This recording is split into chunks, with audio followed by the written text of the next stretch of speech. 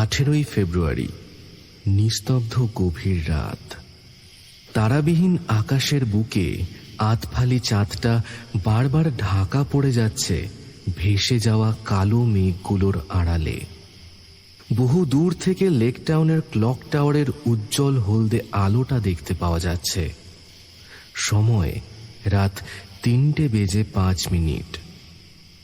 প্রাসাদ প্রতিম দত্ত ভিলাটা এই গাঢ় অন্ধকারে দৈত্যাকার ছায়ামূর্তির মতো দাঁড়িয়ে আছে। নিঝুম নিস্তব্ধ সেই বাড়ির প্রতিটা ঘরের দরজা জানলাই বন্ধ। হয়তো ওই বাড়িতে বসবাসকারী প্রতিটা মানুষই গভীর ঘুমে আচ্ছন্ন। হঠাৎ এক জোরালো শব্দে দত্তভিলার বড় মেয়ে রিয়া চোখ মেলে তাকালো। মনে হলো পাশের ঘরে কাচের তৈরি কোনো জিনিস ভেঙে পড়ল। পাশে ঘুমিয়ে থাকা মাকে ধাক্কা দিয়ে জাগালো রিয়া। ও মা, শুনতে পেলে? ছুটকির ঘর থেকে কিসের যেন একটা আওয়াজ হলো না? মনে হলো কিছু ভেঙে পড়েছে। ঘুম জড়ানো চোখে চিন্তিত গলায় অপর্ণা দেবী বললেন, মেয়েটাকে নিয়ে আর পারি না, চল গিয়ে দেখে আসি কি আবার ভাঙলো এত রাতে। থাক, তুমি শোও মা, আমি গিয়ে দেখে আসছি। খাট থেকে নেমে পড়ল রিয়া। দরজা ঠেলে বাইরে বেরোলো। 3 তলার করিডোরটা একদম খুটখুটে অন্ধকার হয়ে আছে। আলো জ্বালানো মাত্রই লম্বা ফাঁকা বারান্দায় রিয়া নিজের একাকিত্বটা বেশ ভালোভাবেই অনুভব করতে পারল। গাটা কেমন যেন ছমছম করে উঠল ওর। ধীর পায়ে এগিয়ে চলল ছোট বোন দিয়ার ঘরের দিকে। দিয়ার ঘরের দরজা ভেজানো রয়েছে। আলতো হাতে ও দরজায় ধাক্কা দিল। একটা মিহি সুরেলা আওয়াজ তুলে দরজাটা খুলে গেল। গভীর রাতের নীরবতায় দরজার এই রকম আওয়াজে রিয়ার বুকটা এক অজানা আশঙ্কায় কেঁপে উঠল। দিয়ার ঘরের সব লাইটগুলো বন্ধ থাকলেও ভিতর থেকে হালকা আলোর রেখা দেখা যাচ্ছে। ভালো করে তাকিয়ে দেখল রিয়া, ড্রেসিং টেবিলের ঠিক সামনেটায় একটা জ্বলন্ত মোমবাতি উল্টে পড়ে আছে। দরজার বাইরে দাঁড়িয়ে এক মুহূর্ত চিন্তা করল, তারপর ধীরে ধীরে ঘরের ভিতর ঢুকল। মোমবাতির হলদে আলোয় হঠাৎ ওর চোখ গেল ড্রেসিং টেবিলের দিকে। আয়নাটা ভেঙে পড়ে আছে মাটিতে। সারা মেঝেতে ছড়িয়ে ছিটিয়ে রয়েছে ছোট বড় কাচের টুকরো, আর সেই টুকরোগুলোয় লেগে আছে টাটকা লাল রক্ত। বুকের ভিতরটা কেমন মোচড় দিয়ে উঠল রিয়ার। ও দৌড়ে গিয়ে মাটি থেকে তুলে নিল জ্বলন্ত মোমবাতিটা। কিন্তু দিয়া কোথায়? ভয় জড়ানো কাঁপা কাঁপা গলায় ডাক দিল, ছুটকি, আই ছুটকি, ছুটকি কোথায় তুই? কোনো উত্তর এলো না। মোমবাতির হালকা আলোয় ঘরের ভিতরটা বেশ ভালো করেই দেখার চেষ্টা করল, কিন্তু দিয়াকে কোথাও খুঁজে পেল না। প্রবল উৎকণ্ঠায় চাপা স্বরে আবার ডাকল, ছুটকি, তুই কি আছিস ঘরে? এইবার ওর প্রশ্নের কোনো উত্তর এলো না। শুধুই থমথমে নিস্তব্ধতা গ্রাস করে আছে পুরো ঘরটাকে। রিয়ার কেমন যেন একটা অস্বস্তি লাগছে। ঘরের ভিতরের তাপমাত্রাটা কোনো এক অজানা কারণেই বাইরের অপেক্ষা বেশ শীতল অনুভব হচ্ছে। কিন্তু এইসব নিয়ে ভাবার সময় এখন ওর নেই। হাতের মোমবাতির আবছা আলোয় আরেকবার ঘরের চারপাশটা ভালো করে চোখ বুলিয়ে নিল রিয়া। না, দিয়াকে ঘরের কোথাও দেখা যাচ্ছে না। রিয়া ঘর থেকে বাইরে বেরোতেই যাবে, ঠিক তখনই অন্ধকারে ওর পায়ে যেন কিছু ঠেকল। একটু চমকে গিয়ে নিজের পায়ের দিকে তাকালো রিয়া। যা দেখল তাতে ওর মুখটা রক্তশূন্য হয়ে ফ্যাকাশে হয়ে গেল। খাটের নিচ থেকে একজোড়া পায়ের সামান্য অংশ বেরিয়ে আছে। দিয়া! রিয়া ঝুঁকে পড়ে উঁকি দিল খাটের তলায়। সেখানে উপুড় হয়ে পড়ে আছে দিয়া। ছুটকি, আই ছুটকি, তুই কি ঠিক আছিস তো? দিয়ার পা ধরে কয়েকবার ঝাঁকুনি দিয়েও কোনো সাড়া পায় না রিয়া। মারাত্মক এক উত্তেজনায় ওর নিঃশ্বাস যেন বন্ধ হয়ে আসছে। দিয়ার পা দুটো ধরে ধীরে ধীরে ওকে খাটের তলা থেকে টেনে বার করলো রিয়া। চুটকি, এই চুটকি, কি হয়েছে তোর? কোনো জবাব আসে না। দিয়া একইভাবে উপুড় হয়ে পড়ে থাকে মাটিতে। এইবার পাশে রাখা মোমবাতিটা তুলে নিয়ে দিয়ার চুলে ঢেকে থাকা মুখটা দেখার চেষ্টা করলো রিয়া। আর ঠিক তখনই বিদ্যুৎ গতিতে মুখ ঘুরিয়ে তাকালো দিয়া। কিন্তু এটা কে? দিয়ার চোখের কালো মণিটা কোথায় গেল? কোনো মানুষের চোখ কি এরকম সাদা হতে পারে? ভয়ে আতঙ্কে রিয়া ছিটকে পড়ল মাটিতে।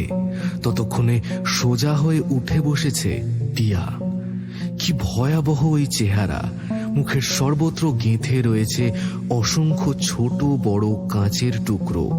দুই চোখ দিয়ে অনবরত গড়িয়ে পড়ছে তরল রক্তের ধারা। ঠোঁটের ফাঁক দিয়ে দেখা যাচ্ছে বিচ্ছিরি নোংরা দাঁতগুলো। আগুন ঝরানো রাগী চোখে ও তখন তাকিয়ে আছে রিয়ার দিকে। Where is my baby? দিয়ার চেনা গলা দিয়ে এইরকম অচেনা স্বর শুনে রিয়ার সারা শরীরের রক্ত যেন বরফের মতো হিম হয়ে গেল। মনে হলো দিয়ার গলা দিয়ে যেন একই সাথে দুটো আওয়াজ বেরোচ্ছে। ও আবারও বলল, I said, where is my baby?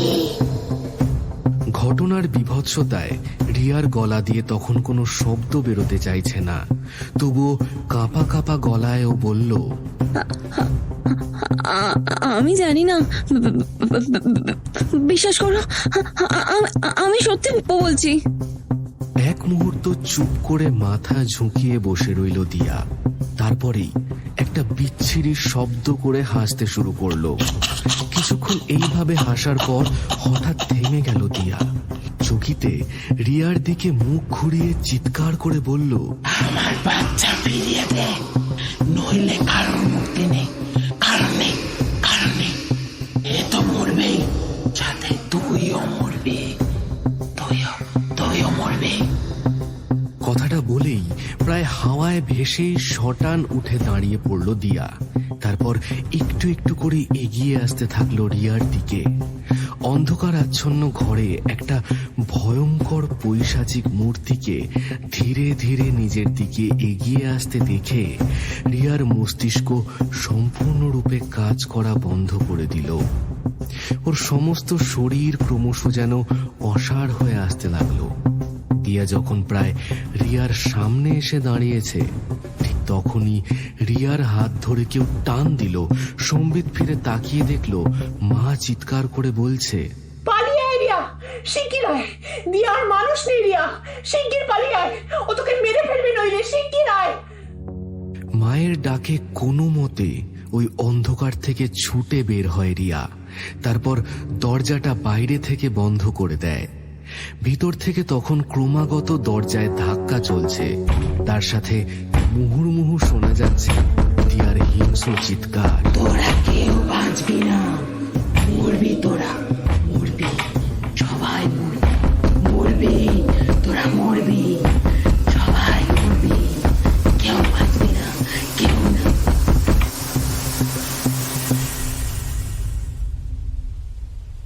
Gold ফ্লেকের packet থেকে একটা সিগারেট বের করে তাতে অগ্নিসংযোগ করলো ধ্রুব। এরপর একরাশ ধোঁয়া ছেড়ে কৌতূহলী দৃষ্টিতে আমার দিকে তাকিয়ে বলল, তারপর? ধ্রুবর কুঁচকে যাওয়া ভ্রু দেখে সহজেই বুঝতে পারলাম ও দত্ত ভিলার ঘটনা সম্পর্কে জানতে আগ্রহী হয়েছে। আমি আবারও বলতে শুরু করলাম, গতকাল সকাল 6টা কি 6:30 নাগাদ আমার কাছে দত্তভিলা থেকে একটা ফোন আসে। ফোন করেছিলেন অবনী দত্তের স্ত্রী, অর্থাৎ দিয়ার মা অপর্ণা দেবী। উনি আমাকে জানান যে ওনার ছোট মেয়ে কোনো এক অজানা কারণে গত রাত থেকে গুরুতরভাবে অসুস্থ হয়েছে। তো আমি যেন যত তাড়াতাড়ি সম্ভব ওনাদের বাড়িতে গিয়ে একবার দিয়াকে দেখে আসি। সাধারণত এত সকালে আমি কোনো পেশেন্ট দেখতে যাই না, কিন্তু বুঝতেই পারছেন মানে যেহেতু পেশায় ডাক্তার, তাই সময়ের কথাটা মাথায় রাখা সম্ভব হয় না। সকাল 7:30 নাগাদ আমি দত্তভিলায় পৌঁছাই। অবনীবাবু বাড়িতে নেই, উনি ব্যবসার প্রয়োজনে 2 দিনের জন্য বাইরে গেছেন। অপর্ণা দেবী আমাকে দিয়ার ঘরে নিয়ে গেলেন। দরজা বাইরে থেকে বন্ধ করা ছিল। আপনাকে বললে হয়তো বিশ্বাস করবেন না, দরজা যখন খুলে ঢুকলাম না, মানে ভিতরটা একদম তছনছ করা ছিল। আর তার মধ্যে আমি আরো কিছু বলতে যাচ্ছিলাম, কিন্তু ধ্রুব আমায় হাতের ইশারায় থামিয়ে দিল। তারপর ওর বিখ্যাত ঠোঁট চাপা মুচকি হাসিটা দিয়ে বলল, আপনাকে এটা কে বললো যে আমি আপনার কথা বিশ্বাস করছি না? আপনি যা যা দেখেছেন তার পুঙ্খানুপুঙ্খ বিবরণ করে আমাকে সবকিছু খুলে বলুন। আমি আপনার সব কথাই বিশ্বাস করছি। ধ্রুবর কাছ থেকে আশ্বাস পেয়ে আমি আবার বলতে শুরু করলাম। দিয়ার ঘরের অবস্থা দেখে মনে হয়েছিল সারা রাত ধরে ওই ঘরের ভিতর যেন কোনো ঝড় বয়ে গেছে। টেবিল চেয়ার উল্টে পড়েছিল, ড্রেসিং টেবিলের আয়না ভেঙে সারা ঘরে ছড়িয়ে রয়েছে, বিছানার চাদর, বালিশ, জলের বোতল সব চারিদিকে ছড়িয়ে ছিটিয়ে রয়েছে। মাটিতে, দেওয়ালে সব জায়গায় রক্তের দাগ লেগে রয়েছে। আর তার মধ্যে বিছানার উপর কুঁকড়ে শুয়ে আছে দিয়া। সারা শরীরে গেঁথে থাকা এত কাচের টুকরো নিয়ে একটা মানুষ যে কি করে ঘুমোতে পারে সেটা আমার ধারণার বাইরে ছিল। আমি ওর সব কাজ বের করে ওকে ড্রেসিং করে দিলাম, কিন্তু তার মধ্যেও একটা বারের জন্য চোখ খুলল না। আপনি বলুন, মানে একজন মানুষের পক্ষে কি এটা কখনো সম্ভব? ধ্রুব সিগারেটের শেষাংশটা অ্যাস্ট্রেতে গুঁজে দিয়ে বলল, মানুষের সহ্য শক্তি নিয়ে কিন্তু আপনার কোনো ধারণা নেই কুশলবাবু। মানুষ যখন কোনো কিছুর ঘোরে থাকে তখন সে এমন দুঃসাধ্য কাজ করে ফেলতে পারে যেটি আমাদের পক্ষে সাধারণ অবস্থায় করা সম্ভব নয়। আমার মুখের অবস্থা দেখে ধ্রুব হয়তো আন্দাজ করতে পারল ওর কথাটা আমি ঠিক বিশ্বাস করে উঠতে পারলাম না, তাই ও ব্যাপারটা আরেকটু পরিষ্কার করে বলার চেষ্টা করলো।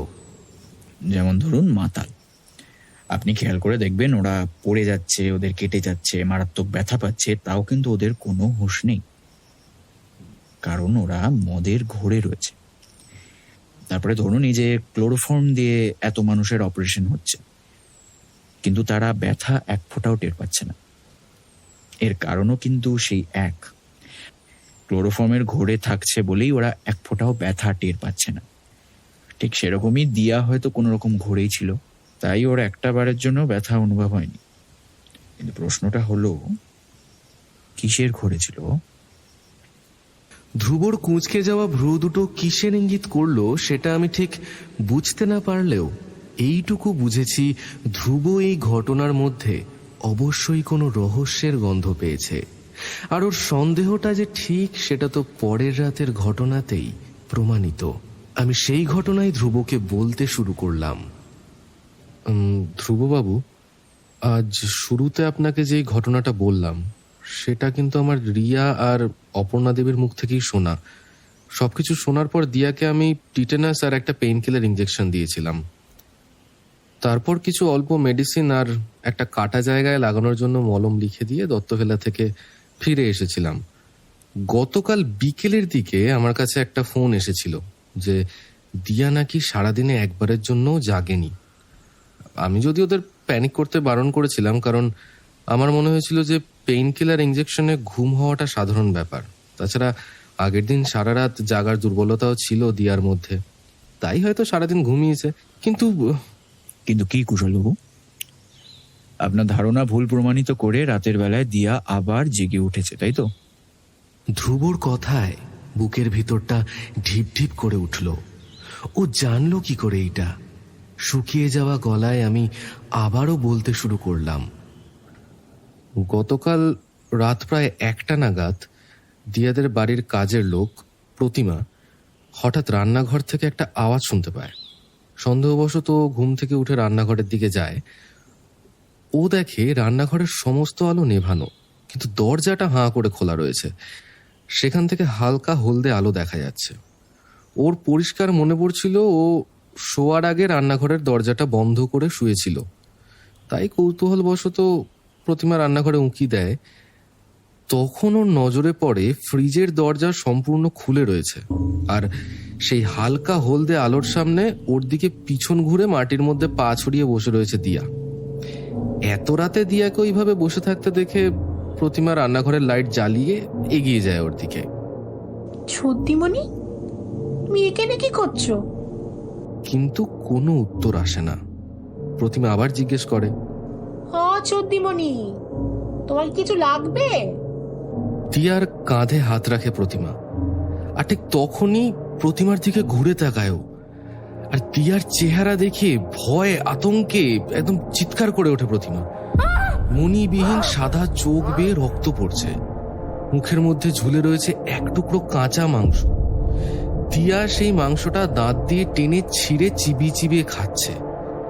এই নৃশংস দৃশ্য দেখার পর প্রতিমা ওখানে জ্ঞান হারায়। তারপর আজ ভোরবেলা রিয়া আমাকে ফোন করে প্রতিমার সাথে কাল রাতে যেটা ঘটেছে সেটা সম্পূর্ণটা জানায়। তারপরেই আমি বুঝতে পারি যে এই কেসটা আপনার দ্বারা হ্যান্ডলিং করা সম্ভব নয়, তাই এত সকালে এই অধমের দরজায় আপনার পদধূলি। কি ঠিক বললাম তো কুশলবাবু? আমি একটু অসহায় ভাবেই বললাম, হ্যাঁ, একদম ঠিকই বলেছেন। ধ্রুব একটা দীর্ঘ নিঃশ্বাস ছাড়ল। তারপর একটা ডায়েরি খুলে তাতে 1 নম্বর 2 নম্বর পয়েন্ট বানিয়ে লিখতে শুরু করলো। 1, দিয়ার ঘর অন্ধকার ছিল। 2, সময় ছিল রাত 3:05। 3, ড্রেসিং টেবিলের সামনে জ্বলন্ত মোমবাতি উল্টে পড়েছিল। 4, রিয়া মোমবাতি তুলে নিয়ে দিয়াকে খুঁজতে শুরু করলো। 5, আয়নার কাঁচ ভাঙা ছিল, তাতে রক্ত লেগেছিল।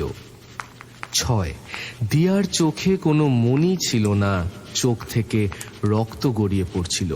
হঠাৎ লেখা থামিয়ে ধ্রুব আমার দিক তাকিয়ে জিজ্ঞেস করলো, আচ্ছা বলছি, দিয়া কি বিবাহিত? আমি ঘাড় নাড়িয়ে জবাব দিলাম, হ্যাঁ, মাস 6 আগেই বিয়ে হয়েছে। ধ্রুব বিড়বিড় করে বলল, স্ট্রেঞ্জ। তারপর আবার লিখতে শুরু করলো। 7, দিয়ার একটাই প্রশ্ন ছিল, where is my baby. 8, Pratima light জ্বালিয়ে যখন দিয়ার সামনে গেল তখনও ফ্রিজ থেকে কাঁচা মাংস খাচ্ছিল। পেনটা নামিয়ে রাখলো ধ্রুব। তারপর কপালে গভীর চিন্তার ভাঁজ ফেলে আমায় বলল, সবই তো ঠিক আছে কুশলবাবু, কিন্তু খটকা শুধু একটাই জায়গায়, জানেন তো? আয়নার কাঁচটা ভাঙলো কি করে? মুখে কিছু না বললেও মনে মনে ভাবলাম, বোঝো ঠেলা, সাধে কি তোমার কথাবার্তা আমার মাথায় ঢোকে না? চিন্তা করার এত কিছু থাকতে শেষে কিনা আয়নার কাজ কেন ভাঙলো সেটা এসে আটকালে। ধ্রুব জ্যোতি সেন ওরফে ধ্রুব, এই নামটা এই মুহূর্তের বহুল জনপ্রিয় একটি নাম।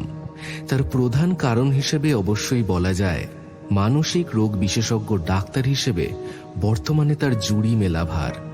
তবে ধ্রুবর ঘনিষ্ঠ বন্ধু হিসেবে ওর বিষয়ে আরও কিছু এমন তথ্য আমার জানা আছে যা সাধারণ মানুষের কাছে একেবারেই অজানা। ধ্রুব শুধু একজন নামকরা সাইকিয়াট্রিস্টই নয়, তার সাথেও আমস্টারডাম ইউনিভার্সিটি থেকে প্যারানর্মাল ইনভেস্টিগেশনের উপর গোল্ড মেডেলিস্ট। এছাড়াও পৃথিবীর আদিমতম কৌশল ব্ল্যাক ম্যাজিক ও হোয়াইট ম্যাজিকের উপর ওর অপার দক্ষতা। বর্তমানে ধ্রুব প্রেততত্ত্ব নিয়ে উচ্চতর পড়াশোনা করার পাশাপাশি প্রেত চর্চা বিষয়েও গবেষণা করে চলেছে।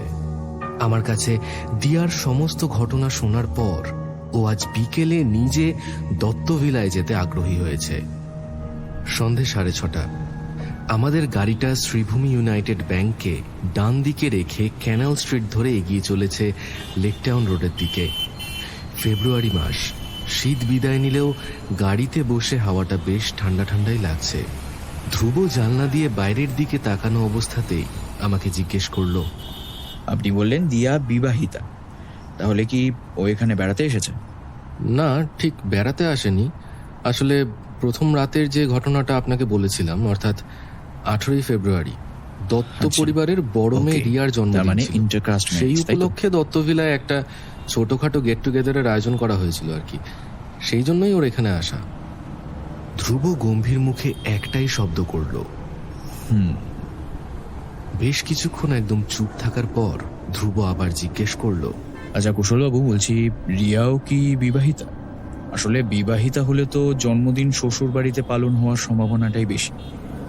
কিন্তু সেটা না হয়ে এখানে তো ধ্রুব আরো কিছু বলতে যাচ্ছিল, কিন্তু তার আগেই আমি বলতে শুরু করলাম। প্রায় বছর 3 আগে রিয়ার বিয়ে হয়েছিল কলকাতার এক নামকরা কাপড় ব্যবসায়ী অনুজ আগরওয়ালের সাথে। আগে হ্যাঁ মশাই, তবে প্রথম দিকে ওদের সেরকম একটা অসুবিধা ছিল না। ঝামেলাটা শুরু হলো রিয়ার বাচ্চাটা মিসক্যারেজ হয়ে যাওয়ার পর থেকে আর কি। শ্বশুরবাড়িতে রিয়াকে নিয়ে নানা রকম গঞ্জনা আর অবহেলা সহ্য করতে হচ্ছিল। কিন্তু জানেনই তো, রিয়া সাধারণ বাড়ির মেয়ে না, কলকাতার নাম করা স্বর্ণ প্রতিষ্ঠান দত্ত অ্যান্ড দত্ত জুয়েলার্সের একমাত্র মালিক অবনী দত্তের মেয়ে। তাই রিয়ার পক্ষে ওই অবহেলা মেনে নেওয়াটা সম্ভব হয়নি। প্রায় 8 মাস আগে রিয়া শ্বশুরবাড়ি ছেড়ে দত্তভিলায় ফিরে আসে। যদিও আইনত রিয়া এখনো মিসেস আগরওয়ালি আছে, তবে সেই দিনের পর থেকে রিয়া কোনোদিনই আর শ্বশুরবাড়ি ফিরে যায়নি। সমস্ত ঘটনাটা মন দিয়ে শোনার পর ধ্রুব জানালা দিয়ে বাইরের দিকে তাকিয়ে শুধু একটা দীর্ঘ নিঃশ্বাস ফেলল। আমাদের গাড়িটা দত্তভিলার বিশাল আকার গেটের সামনে যখন দাঁড়ালো, তখন ঘড়িতে 7টা বাজতে 5 মিনিট বাকি। গাড়ি থেকে আমাদের নামতে দেখে অবনীবাবু নিজে গেট অব্দি এগিয়ে এলেন। আপনাদের আসতে কোনো অসুবিধে হয়নি তো? না না, অসুবিধে কিসের, সবই তো চেনা রাস্তা। অবনীবাবু আমাদের দোতলার গেস্ট রুমে নিয়ে গেলেন। সেখানে আগে থেকেই 3 জন বসেছিলেন।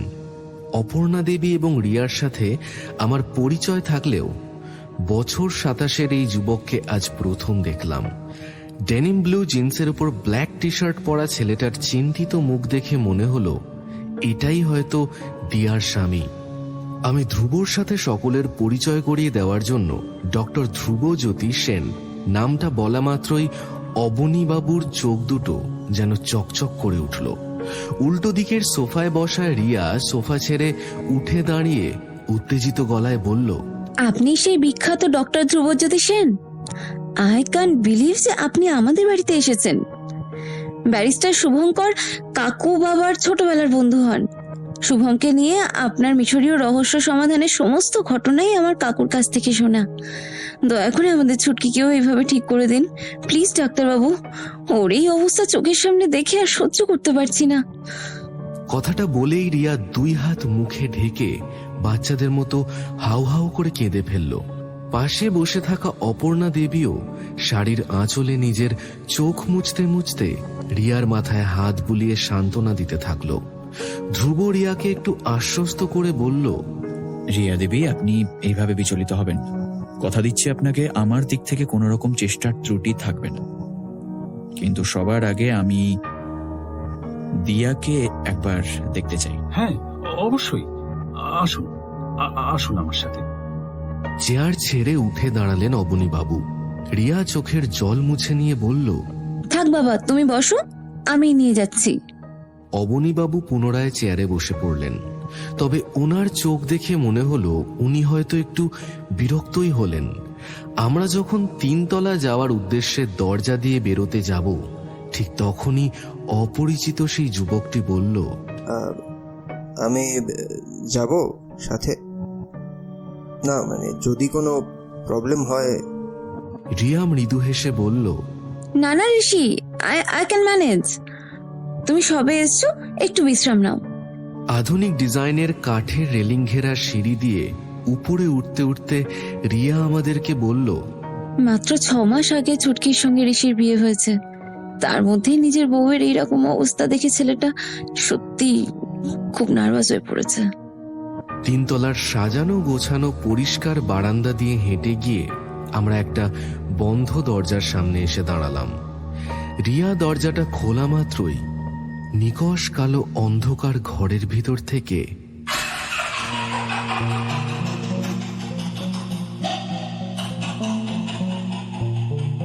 একটা বিচ্ছিরি হাসির শব্দ ভেসে এলো। যদিও গাঢ় অন্ধকারে ঘরের ভিতরটা কিছুই দেখা যাচ্ছিল না, তবু বারান্দার মধ্যে দাঁড়িয়েও সেই হাসির শব্দে আমার শিরদাঁড়া দিয়ে যেন বরফ গলা জল বেয়ে পড়ল। রিয়ার দিকে তাকিয়ে দেখলাম ওর মুখটাও কেমন যেন রক্তশূন্য ফ্যাকাশে হয়ে গেছে। ধ্রুব অত্যন্ত গম্ভীর গলায় বলল, বলছি আপনি একবার এ বাড়ির সবাইকে উপরে ডেকে নিয়ে আসুন তো, দরকার আছে। রিয়া চলে গেলে ধ্রুব ধীরে ধীরে ঘরের ভিতর ঢুকল। ধ্রুবকে অনুসরণ করে আমিও ঢুকলাম। ঘরের ভিতর মানুষের প্রস্রাবের বোটকা গন্ধে চারিদিকে ভরে আছে। এইরকম অন্ধকার জঘন্য গন্ধময় পরিবেশে আমার শ্বাস নিতেও কষ্ট হচ্ছিল। ধ্রুব মোবাইলের টর্চ জ্বালিয়ে লাইটের সুইচ খুঁজে বের করে সেটা অন করলো, আর সাথে সাথেই একটা বিকট চিৎকারে আমাদের কানে তালা লেগে যাওয়ার জোগাড় হলো। আলো বন্ধ কর আলো, আমি পছন্দ করি না আলো, আলো বন্ধ কর। I love darkness.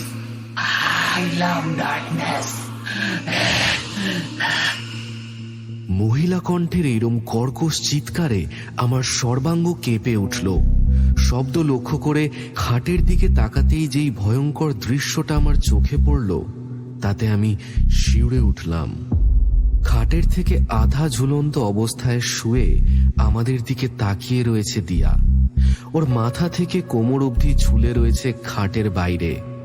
ক্ষত বিক্ষত মুখটার নোংরা দাঁতগুলোয় লেগে আছে পৈশাচিক একটা হাসি। মেঝেতে ঠিকভাবে পা রাখারও জায়গা নেই। তার মধ্যে দিয়েই ধ্রুব এগিয়ে চলল দিয়ার দিকে। ওর তীক্ষ্ণ দুই চোখের দৃষ্টি তখন দিয়ার দিকে নিবদ্ধ। হঠাৎ খেয়াল করলাম ধ্রুব পকেট থেকে সেই নানা রঙের পাথর দিয়ে তৈরি ওর বিখ্যাত মালাটা বের করল। ওয়েস্ট আফ্রিকার টোগো শহরের রাজধানীর নাম লোমে। বিশ্বের সবচেয়ে বড় কালো জাদু ও সাদা জাদুর বাজার অবস্থিত, যার নাম অ্যাকোডেসিভা ফেটিশ মার্কেট। এই মালাটা ধ্রুব সেখান থেকেই কোনো এক সময় কিনে এনেছিল। ও আমায় বলেছিল এই অদ্ভুত ক্ষমতাশালী মালাটা নাকি পঞ্চভূতাত্ত্বিক। ক্ষিতি, অপ, তেজ, মরুত ও বোম, অর্থাৎ কিনা ভূমি, জল, অগ্নি, বায়ু ও আকাশ, এই পাঁচটি তত্ত্বের প্রভূত শক্তির সমাবেশ ঘটেছে এই মালায়। পৃথিবীর প্রতিটি প্রাণী এই পাঁচটি তত্ত্বের সংমিশ্রণে সৃষ্ট। জীবিত হোক বা মৃত, শরীরী হোক বা অশরীরী, যতদিন অবধি আত্মা মুক্তি প্রাপ্তি পেয়ে মহাশূন্যে বিলীন না হয়ে যাচ্ছে, ততদিন পর্যন্ত প্রত্যেককেই এই পঞ্চভূতত্বের বন্ধনে বাধা পড়ে থাকতে হয়। সেই জন্য এই মালা মানবজনী হোক বা প্রেতজনী, সকলের উপরেই অব্যর্থভাবে কাজ করে। ধ্রুব মুঠোবন্ধী মালাটা নিয়ে যতই দিয়ার দিকে এগোতে থাকলো, ওর চিৎকার ততোধিক বাড়তে থাকলো। আসবি না, একদম কাছে আসবি না, চলে এখান থেকে। মরবি তোরা সবাই মরবি তোরা। আমি বাকরুদ্ধ হয়ে দেখছিলাম একটা মেয়ের দাপাদাপিতে মোটা কাঠের তৈরি খাটটা রীতিমতো কাঁপতে শুরু করলো। ধ্রুব এই সবকিছু উপেক্ষা করে গিয়ে দিয়াকে দুই হাতের মধ্যে চেপে ধরে পাথরের মালাটা ওর সর্বাঙ্গে বুলিয়ে দিতে থাকলো। তার সাথে বিড়বিড় করে বলে যেতে থাকলো কোনো এক মন্ত্র। বেশ কিছুক্ষণ চিৎকার আর দাপাদাপি করার পর দিয়া একসময় শান্ত হয়ে বিছানায় এলিয়ে পড়ল। ধ্রুব মালাটা ওর গলায় পরিয়ে দিল। 5 ফুট 11 ইঞ্চির একজন বলিষ্ঠ মানুষের পক্ষেও এই মেয়েকে বশে আনতে কতটা শক্তি প্রয়োগ করতে হয়েছে সেটা ধ্রুবর ঘামে ভেজা জামাটা দেখে সহজেই অনুমান করতে পারছিলাম। হঠাৎ মানুষের পায়ের আওয়াজ পেয়ে পিছনে ঘুরে তাকাতেই দেখলাম অপর্ণা দেবী, ঋষি আর রিয়া কখন যেন এসে উপস্থিত হয়েছে দরজার বাইরে। ওদের দেখে ধ্রুব গম্ভীর গলায় বলল, এই মালাটা যেন দিয়ার গলা থেকে কোনো মতেই খোলা না হয়। যতক্ষণ এই মালা ওর গলায় থাকবে ততক্ষণ কিন্তু ও শান্ত থাকবে। যদিও এর দ্বারা বেশি দিন ওকে আমি আটকে রাখতে পারবো না, তবুও একটা দিন অন্তত আমি সময় পেয়ে যাব। অপর্ণা দেবী কান্না জড়ানো গলায় বললেন, ডক্টর সেন, আমার মেয়েটা আবার আগের মতো ঠিক হয়ে যাবে তো? ডক্টর সেন, আমার মেয়েটা আবার আগের মতো ঠিক হয়ে যাবে তো? তার জন্য যে বাড়ির সকলকেই আমাকে কিছু প্রশ্নের সঠিক উত্তর দিতে হবে অপর্ণা দেবী। ধ্রুবর কথা শুনে তিনজনেই অবাক চোখে একে অপরের মুখের দিকে চাইল। সেটা লক্ষ্য করেই ধ্রুব হঠাৎ ঠোঁট চাপা মুচকি হাসিটা হেসে বলল, চলুন এবার তাহলে নিচে যাওয়া যাক। দোতলার ঘরে আমি ধ্রুব পাশাপাশি একটা সোফায় বসলাম। আমাদের মুখোমুখি উল্টো দিকের সোফায় বসেছে অপর্ণা দেবী, ঋষি আর রিয়া। অবনীবাবু একটা কাঠের রকিং চেয়ারে বসে আছেন। প্রতিমা এসে সেন্টার টেবিলের উপর কফি আর স্ন্যাক্স রেখে গেল। ওর মুখটা দেখে বোঝাই যাচ্ছে সেই রাতের আতঙ্ক এখনো কাটিয়ে উঠতে পারেনি ও। ধোঁয়া ওঠা কফির কাপটা হাতে তুলে নিয়ে তাতে একটা চুমুক দিয়ে ধ্রুব বলল, আপনাদের সবাইকে প্রশ্ন করার আগে একটা জিনিস আপনাদের জানিয়ে দিই। আমার কথাগুলো মন দিয়ে শুনলেই বুঝতে পারবেন যে দিয়া এই মুহূর্তে এমন এক ভয়ঙ্কর বিপদের সামনে দাঁড়িয়ে আছে যার থেকে পৃথিবীর কোনো ডাক্তার, কোনো ওষুধই রক্ষা করতে পারবেন না। থমথমে ঘরের ভিতরে এই মুহূর্তে একে অপরের নিঃশ্বাস ছাড়া আর অন্য কোনো শব্দ শুনতে পাচ্ছিলাম না। ধ্রুব একটু থেমে আবার বলতে শুরু করলো, বর্তমানে দিয়ার শরীরে এক অতীব ভয়ঙ্কর প্রেতাত্মা প্রবেশ করে আছে, যার নাম ব্লাডি ম্যারি। এই প্রেতাত্মা এতটাই হিংস্র যে কোনো মানুষ যদি একবার এর কবলে পড়ে, হয়তো সে মারা যাবে, না হয় সে চিরকাল এই পৃথিবীর বুক থেকে হারিয়ে যাবে। ধ্রুব কফির কাপটা সশব্দে টেবিলের উপর নামিয়ে রাখলো। স্থির দৃষ্টিতে একবার আমাদের সকলের উপর চোখ বুলিয়ে নিয়ে আবার বলতে শুরু করলো, এই প্রেতাত্মা কখনোই নিজের থেকে এসে কারুর ক্ষতি করে না। ওকে রীতিমতো একটা কৌশলের মাধ্যমে ডেকে আনা হয়। আমি নিশ্চিত সেই রাতে দিয়াও ওকে ডেকে এনেছিল, কিন্তু কেন? তাছাড়া ব্লাডি মেরিকে ডেকে আনার পদ্ধতি দিয়া জানলই বা কি করে? এইসব প্রশ্নের উত্তর পেতে হলে আমাকে আগে জানতে হবে যে সেই রাতে রিয়ার জন্মদিন অনুষ্ঠানে দত্তভিলায় কে কে উপস্থিত ছিল। কিছুক্ষণ সবাই চুপচাপ। প্রথম মুখ খুললেন অপর্ণা দেবী। এবছর রিয়ার জন্মদিন পালন করার কোনো ইচ্ছেই ছিল না। আসলে শ্বশুর বাড়ি থেকে ফেরার পর থেকে ও যেন কেমন চুপচাপ হয়ে গিয়েছিল। সারাদিন নিজের ঘরে একা একা থাকতো, কারোর সঙ্গে ঠিক করে কথা পর্যন্ত বলতো না। তাই আমি আর দিয়া এক প্রকার জোর করেই ওকে জন্মদিনের জন্য রাজি করিয়েছিলাম। যদিও রিয়া শর্ত দিয়েছিল বাইরের কোনো লোককে যেন আমন্ত্রণ না করা হয়, তো ওর সেই শর্ত আমরা মেনেও নিয়েছিলাম। তাই ঘরের কয়েকজন মিলেই আমরা ওর জন্মদিনটা আয়োজন করেছিলাম আর কি। বাড়ির কে কে ছিল নামগুলো বললে আমার একটু সুবিধা হয় অপর্ণা দেবী। দৃঢ় কণ্ঠে কথাটা বলল ধ্রুব। রিয়ার বাবা সেদিন বিকেলে ব্যবসার কাজে একটু বাইরে গিয়েছিল। অনুষ্ঠানে আমি, রিয়া, দিয়ার, ঋষি আর অনুজ এসেছিল।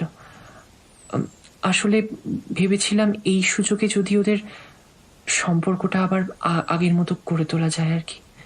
ধ্রুব এবার কৌতূহলী গলায় জিজ্ঞেস করলো, ওকে, তারপর খাওয়া দাওয়ার পর্ব শেষ হওয়ার পর কি হলো? এমন কোনো ঘটনা ঘটেছে বা এমন কোনো কথা যেটা দিয়া আপনাকে বলেছে যেটা অবাক করার মতো? অপর্ণা দেবী কিছুক্ষণ চুপ থেকে চিন্তা করার চেষ্টা করলেন। তারপর মাথা নাড়িয়ে বললেন, না, সেরকম তো কিছু মনে আসছে না। মানে ঋষি আর অনুজ ওই 10:30টার মধ্যে চলে গেল, আর তারই কিছুক্ষণ বাদে, মানে ওই 11টার মধ্যে আমরাও শুয়ে পড়েছিলাম আর কি। হঠাৎ রিয়া বলে উঠল, ডক্টর সেন, একটা ব্যাপার হঠাৎ আমার মনে পড়লো। বিয়ের পর ছুটকি যতবারই এই বাড়িতে এসেছে ও মায়ের সাথে ঘুমিয়েছে। ওই ঘরটায় সাধারণত আমিই শুই, কিন্তু দিয়া সেদিন বারবার বলেছিল, দিদি আজ তোর জন্মদিন, তুই মায়ের সাথে শুয়ে পড়, আমি তোর ঘরে শুচ্ছি। রিয়ার কথা শুনে আমার বুকটা কেন জানি ছ্যাঁত করে উঠল। তাহলে কি যেটা দিয়ার সাথে ঘটেছে সেটা রিয়ার সাথে ঘটার কথা ছিল? সমস্ত ঘটনা শুনে ধ্রুব একটা দীর্ঘ নিঃশ্বাস ফেলে বলল, দিয়াকে এই ভয়ঙ্কর বিপদ থেকে আমি মুক্তি দিতে পারবো কিনা জানি না, তবে আমি আমার যথাসাধ্য চেষ্টা করব। এর জন্য আমার একটা দিন সময় লাগবে। আমি কাল রাতে আবার আসবো। ততক্ষণ খেয়াল রাখবেন দিয়ার গলা থেকে ওই মালাটা যেন কিছুতেই না খোলা হয়। ধ্রুব উঠে পড়ল, ওর সাথে আমিও উঠে পড়লাম। হলরুম থেকে বেরোনোর সময় হঠাৎ আমার চোখ গেল বারান্দার দেওয়ালে টাঙানো একজন মহিলার ছবির দিকে। খুব চেনা লাগলো মহিলাটিকে, কিন্তু কোথায় দেখেছি কিছুই মনে করতে পারলাম না।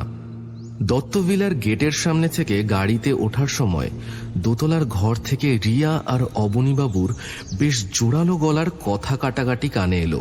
রিয়া প্রায় চিৎকার করে ওর বাবাকে বলছে, বাবা, এখনো সময় আছে, এগুলো এক্ষুনি বন্ধ করো।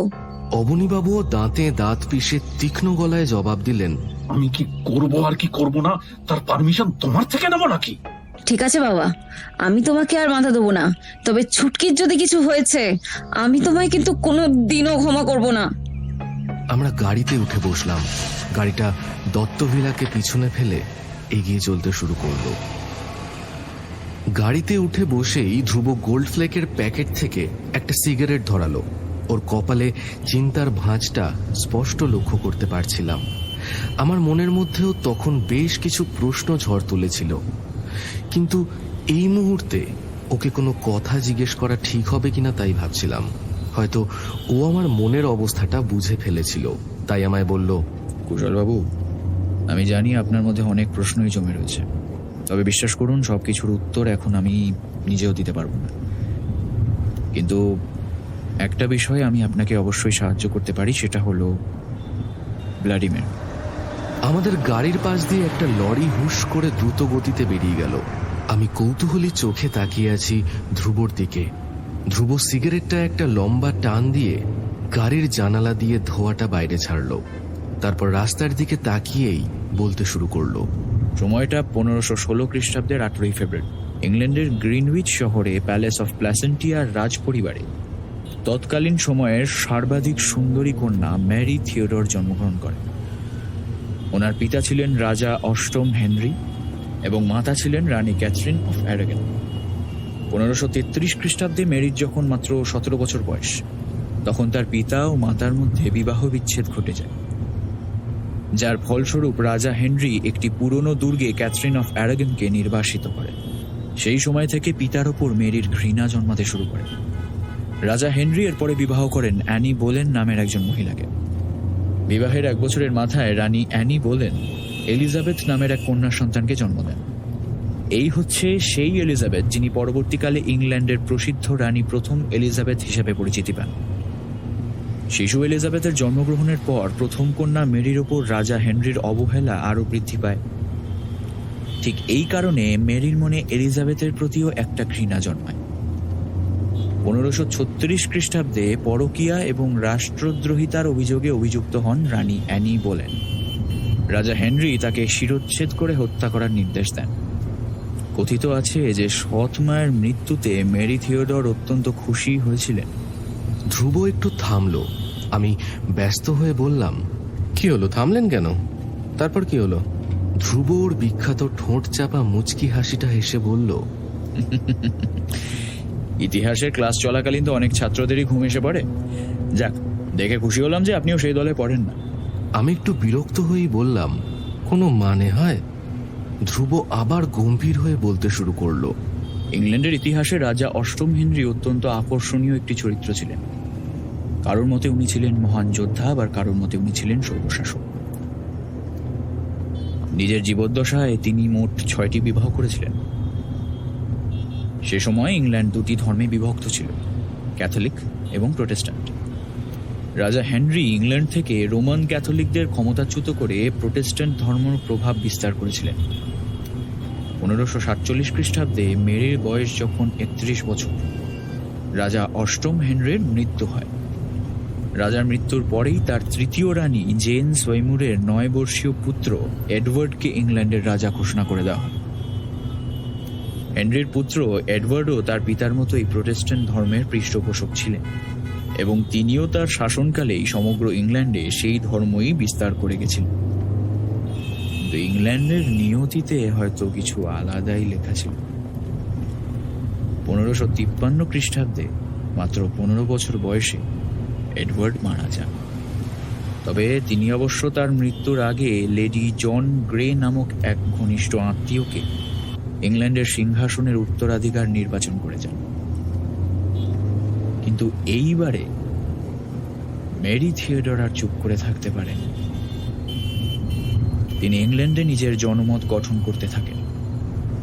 এবং মাত্র 9 দিনের মাথায় লেডি জন গ্রেকে রাষ্ট্রদ্রোহী প্রমাণ করে তার শিরোচ্ছেদ করেন এবং নিজে রানী হয়ে সিংহাসনে বসেন। এর সাথেই সূচনা হয় ইংল্যান্ডের ইতিহাসে এক কলঙ্কময় উত্থান।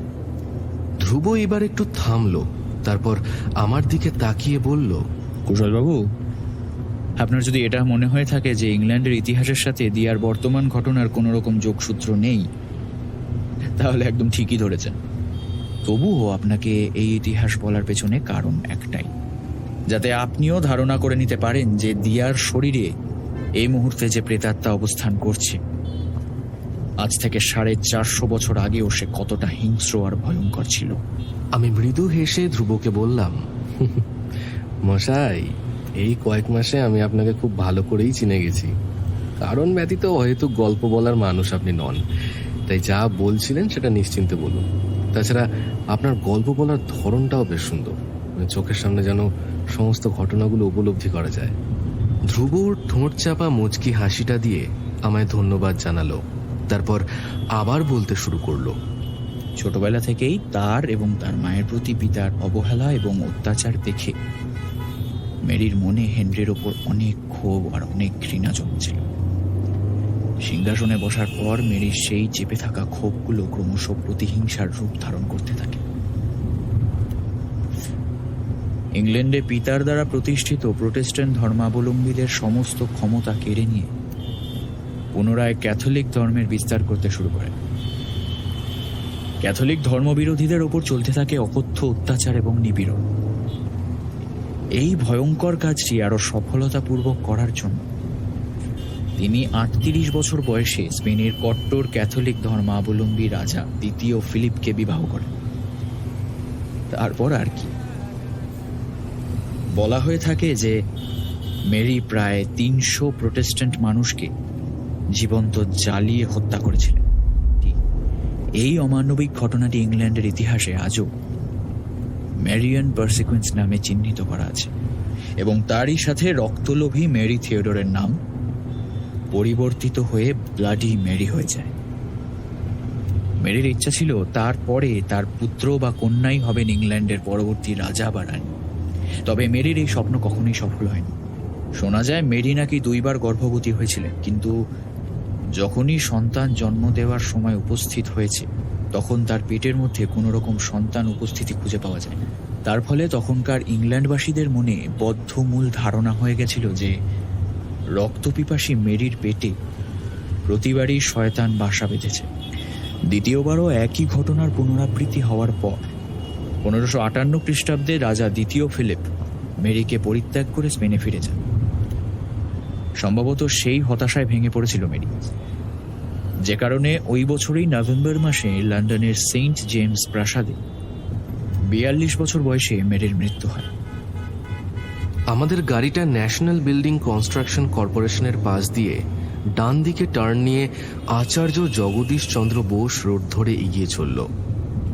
রাস্তায় গাড়ি ঘোড়া আর লোকজনের কোলাহল থাকলেও গাড়ির ভিতরে কেমন যেন একটা থমথমে নীরবতা।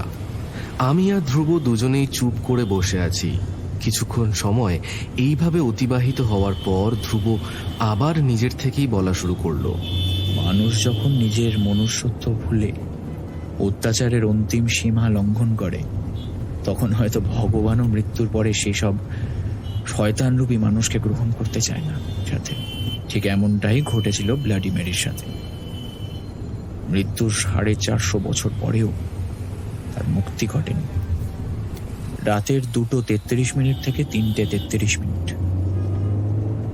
এই সময়কে আমরা ডেভিলস আওয়ার বা শয়তানের সময় বলে থাকি। ওই সময় অন্ধকার ঘরে কেউ যদি আয়নার সামনে দাঁড়িয়ে মোমবাতি হাতে 3 বার ব্লাডি মেরি নাম ডাকে, তবে সে আয়নার মধ্যে বিভৎস চেহারার ব্লাডি মেরির দর্শন পাবে। তারপর যদি সে একবার বলে দেয় যে আই স্টোল ইউর বেবি, তাহলে তো আর কোনো কথাই নেই। ব্লাডি মেরির মারাত্মক হিংস্র রাগের থেকে তাকে কেউ রক্ষা করতে পারবে না। হয়তো সেই ব্যক্তি মারা যাবেন, অথবা চিরকালের জন্য এই পৃথিবী থেকে হারিয়ে যাবেন। অতীতের এরকম অনেক ঘটনার উদাহরণ আছে আমার কাছে, যারা কৌতূহলবশত ব্লাডি মেরিকে আহ্বান জানিয়ে নিজেদের জীবনে নির্মম ভয়ঙ্কর পরিণতি ডেকে এনেছিল। তবে কি জানেন, দিয়ার ঘটনাটা এদের সবার থেকে অনেক আলাদা। আমার মনে হচ্ছে দিয়া অন্তিম মুহূর্তে আয়নাটা ভেঙে দিয়েছিল।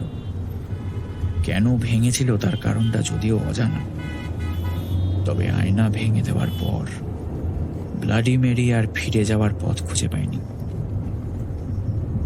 তাই সে আশ্রয় নিয়েছে দিয়ার শরীরে। তাহলে এখন হয়তো আপনি আন্দাজ করতে পারছেন যে দিয়া এই মুহূর্তে যে বিপদের সম্মুখীন হয়েছে তার থেকে উদ্ধার পাওয়াটা কতটা কঠিন কাজ। বাকি রাস্তাটুকু আমি প্রায় বাকরুদ্ধই ছিলাম। জানি না ধ্রুব কি করে দিয়াকে বাঁচাবে। এই হিংস্র প্রেতাত্মাকে পরাজিত করার কোনো রাস্তা ওর জানা আছে কিনা সেটাও আমার অজানা। তবে ধ্রুবর উপর আমার অগাধ বিশ্বাস আছে। ও হাল ছাড়ার মানুষ নয়, কিছু না কিছু অবশ্যই করবে। সেই বিশ্বাসে ভর করেই আমি চুপচাপ বাড়ি ফিরে এলাম। গতকাল সারা রাত আমার ভালো করে ঘুম হয়নি। মাথার মধ্যে হাজারো প্রশ্ন, হাজারো কথা এসে গিজগিজ করছিল। অবনীবাবু তো নিজের মেয়ের জন্মদিনের তারিখটা আগে থেকেই জানতেন, তারপরেও সে কি করে ওই দিনই বিজনেস মিটিংটা রাখলেন? উনি কি সত্যিই মিটিংয়ের কাজে বাইরে ছিলেন, নাকি এটা শুধুমাত্রই সেই রাতটা বাড়ি থেকে দূরে থাকার অছিলা? যেই ঘরে সারা রাত টিয়া শুয়েছিল সেই ঘরটায় প্রতি রাতে তো রিয়া শোয়ে। এই ভয়ঙ্কর ঘটনাটা কি তাহলে রিয়ার জন্য সাজানো হয়েছিল? কিন্তু কে করবে এরকম? শ্বশুরবাড়ি ছেড়ে আসায় অনুজ কি রিয়ার উপর রেগে আছে? যদি তাই হয় তবে 8 মাস পরে রিয়ার জন্মদিনের রাতে অনুজ কি অভিপ্রায় নিয়ে এসেছিল দত্তভিলায়? রিয়া অবনীবাবুকে বারংবার কোন কাজ করতে মানা করেছিল? দেওয়ালে টাঙানো মহিলার ছবিটাই বা কার ছিল? কেন এত চেনা লাগলো এই ছবিটা? ঋষির নববিবাহিতা স্ত্রী এত ভয়ঙ্করভাবে অসুস্থ, তাও ঋষি এত কম কথা বলছে কেন? ওকে কিছু লুকোতে চাইছে? এরকম অসংখ্য প্রশ্ন কাল সারা রাত ধরে আমার ঘুমটাকে নষ্ট করে দিয়ে গেছে। ভোরের দিকে কখন যেন দুটো চোখের পাতা বুজে গেছিল, টের পাইনি। আজ সকালে ঘুম থেকে উঠতে একটু দেরি হয়ে গেছে। অভ্যাসবশত মোবাইলটা হাতে তুলে নিয়ে চোখ পড়ল 3খানা মিসড কল। নাম দেখাচ্ছে রিয়া দত্ত আগরওয়াল। রাত 3:40 থেকে ভোর 4:05 মধ্যে 3 বার কল করেছিল রিয়া। বুকটা কেন জানি এক অজানা আশঙ্কায় কেঁপে উঠল। সঙ্গে সঙ্গে রিয়াকে কল করলাম। ফোনের ওপার থেকে রিয়ার উত্তেজিত গলায় কয়েকটা টুকরো টুকরো কথা ভেসে এলো। ডাক্তারবাবু, ছুটকিকে বাঁচান, সারা রাত মাথা দিয়ে রক্ত পড়েছে, আমার বোনটা মরে যাবে ডাক্তারবাবু, প্লিজ। ডাক্তারবাবু, ছুটকিকে বাঁচান, সারা রাত মাথা দিয়ে রক্ত পড়েছে, আমার বোনটা মরে যাবে ডাক্তারবাবু, প্লিজ প্লিজ ডাক্তারবাবু, প্লিজ। এরপরেই রিয়া কান্নায় ভেঙে পড়ল। আমি রিয়াকে সান্ত্বনা দেওয়ার চেষ্টা করে বললাম, আরে শোনো, তোমার বোনের কিচ্ছু হবে না, আমি কথা দিলাম, কিচ্ছু হবে না। এখন একটু পরিষ্কার করে বলো কাল রাতে ঠিক কি হয়েছে। আমার কথায় রিয়া ঠিক কতটা ভরসা পেল জানি না, কিন্তু একটু ধাতস্থ হয়ে বলল, গতকাল রাত তখন ঠিক কটা বেজেছিল মনে নেই, কিন্তু ক্রমাগত হয়ে চলা একটা আওয়াজে আমার ঘুমটা ভেঙে গেল। ভালো করে শোনার চেষ্টা করে বুঝতে পারলাম আওয়াজটা আসছে ছুটকির ঘর থেকে। একটু অবাক হলাম, কারণ ধ্রুববাবু বলে গেছিল গলায় যতক্ষণ এই মালাটা থাকবে ছুটকি জাগবে না। তাই কৌতূহলবশত একাই গেলাম ছুটকির ঘরের দিকে। দরজার বাড়িয়ে দাঁড়িয়ে শুনতে পাচ্ছিলাম ক্রমাগত তালে তালে একই শব্দ চলে চলেছে, ঠক ঠক ঠক ঠক। ভয় ভয় দিয়ে ঘরের দরজাটা খুলে লাইট জ্বালালাম। দেখলাম ছুটকি দেওয়ালের সামনে দাঁড়িয়ে এক নাগাড়ে মাথা ঠুকে চলেছে। দেওয়াল বেয়ে গড়িয়ে যাচ্ছে রক্ত। আমি কাঁপা কাঁপা গলায় ওর নাম ধরে ডাকলাম। সাথে সাথে বিদ্যুৎ থেকে ছুটকি আমার দিকে মাথাটা ঘুরিয়ে চিৎকার করে বলল, ছুটকি সেই চেহারাটা যে কতটা বিভৎস ছিল তা আমি আপনাকে বলে বোঝাতে পারবো না। সারা মুখ ভেসে যাচ্ছিল রক্তে। ওই ভয়ানক দৃশ্য দেখে আমার সর্বাঙ্গ শিউরে উঠেছিল। আমি কোনো মতে ঘরের বাইরে এসে দরজাটা বন্ধ করে ছুটতে নিজের ঘরে চলে আসি। তারপরেই আপনাকে ফোন করেছিলাম। রিয়ার মুখে সব কথা শুনে আমার বুকটাও কেমন যেন মোচড় দিয়ে উঠল। আমি জিজ্ঞেস করলাম, দিয়া এখন কি করছে? ভোর অব্দি শব্দটা হয়েছে, তারপর থেমেছে। ও হয়তো এখন ঘুমিয়ে রয়েছে। এরপর একটু আমতা আমতা করে রিয়া বলল, ডাক্তারবাবু, মানে বলছিলাম কি, আমি জানি ডক্টর ধ্রুবজ্যোতি সেন খুব বড় সাইকিয়াট্রিস্ট, তবে সব রোগীর ক্ষেত্রে একই ওষুধ কাজ করছে এর তো কোনো মানে নেই না। তাই মা বলছিল আপনারা যদি মানে মানে আমরা তাহলে অন্য কোনো সাইকিয়াট্রিস্টের সঙ্গে কনসাল্ট করে দেখতে পারি। মানে প্লিজ মায়ের কথাটা খারাপ ভাবে নেবেন না, কারণ বুঝতেই তো পারছেন ওনার ওই গলার মালাটা কাল রাতে যেভাবে ফেল করে গেল, এইভাবে যদি চলতে থাকে তাহলে আমার ছুটকিটাকে বাঁচাতে পারবো না ডাক্তারবাবু। রিয়ার শেষের দিকের কথাগুলো যে কান্না ভেজা গলায় বলল সেটা আমি ফোনের এপার থেকেও স্পষ্ট বুঝতে পারলাম। যদিও ধ্রুবকে নিয়ে এভাবে বলায় কথাগুলো একটু গায়ে লাগলো, তবুও আমি ওকে আশ্বাস দিয়ে বললাম, আপনারা নিশ্চিন্তে থাকুন। যদি আমার কখনো মনে হয় যে ধ্রুবর দ্বারা দিয়াকে সুস্থ করা সম্ভব নয়, আমি আপনাদের অবশ্যই জানাবো। তবে আমি জানি যে ধ্রুব এত সহজে হেরে যাওয়ার মানুষ নয়। ও খুবই তাড়াতাড়ি দিয়াকে সুস্থ করে তুলবে, আর এটা আমার দৃঢ় বিশ্বাস। ফোনটা রাখার পর আমিও বেশ কিছুক্ষণ মুষড়ে রইলাম।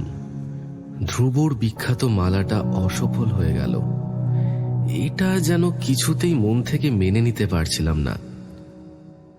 ধ্রুবকে সম্পূর্ণ ঘটনাটা ফোন করে জানানোর সময় ও শুধু গম্ভীরভাবে কয়েকবার বলেছিল।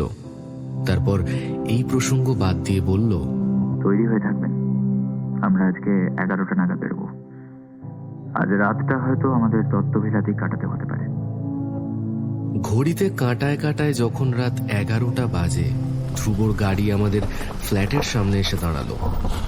আমি খাওয়া দাওয়া সেরে আগে থেকেই রেডি হয়েছিলাম, তাই কাল বিলম্ব না করে গাড়িতে উঠে বসলাম। ধ্রুব স্থির চোখে সামনের কাচের দিকে একদৃষ্টে তাকিয়ে রয়েছে। ওর থমথমে মুখটা দেখে পরিষ্কার বুঝতে পারছিলাম এই মুহূর্তে ওর মনের মধ্যে অনেক কিছু চলছে। তাই কোনো কথা না বলে আমি খোলা জানালার দিকে তাকিয়ে বসে রইলাম। আমরা যখন প্রায় অর্ধেক রাস্তা এসে গেছি, তখন ধ্রুবই প্রথম মুখ খুলল। আপনি আমাকে বিশ্বাস করেন তো কুশলবাবু?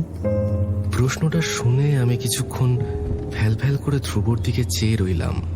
তারপর বললাম, এটা আবার কেমন প্রশ্ন হলো?